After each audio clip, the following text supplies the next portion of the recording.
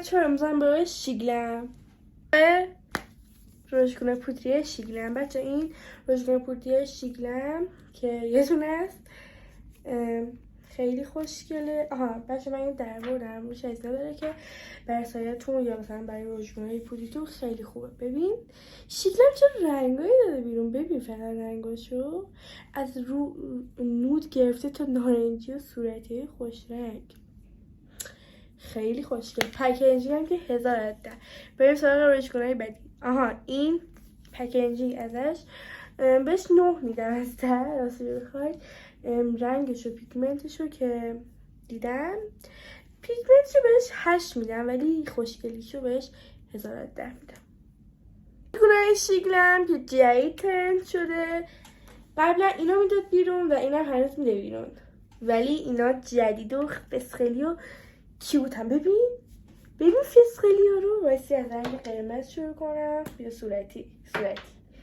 پکیجینگ 1000 از 10. ببین عالی، ببین درش اصلا خوشگلیش.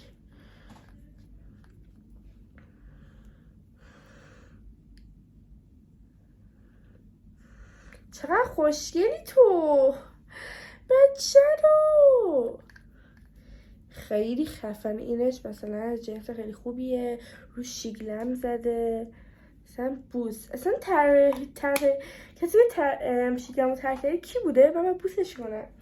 این رنگ صورتیشه و این هم رنگ قرمزشه. چقدر خوشگله درشون خیلی خوشگله. پکیجینگ اگه مثلا 1000 میلیون پولش. رنگ قرمزشه که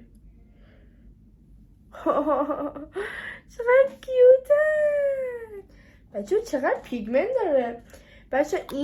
اینا کلی رنگ دیگه دارن و من با این میخوام بلند کنم بهتون بلند کردهشم نشون بدم.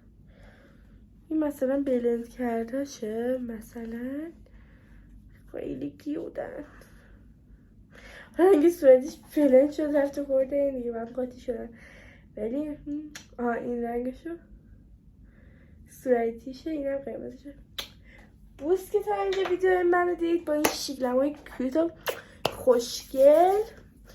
اگه دوست دارید که من باز ویدیوهای قشنگتر و بهتر بذارم حتما بگید چه ویدیوهایی بذارم. دوستون دارم بوس کامنت برام بذارید. خوشگله من اگه دوست دارید باز ویدیو بذارم یه کامنت قلبی بنفش بذارید. خدافظ شیگلمیا.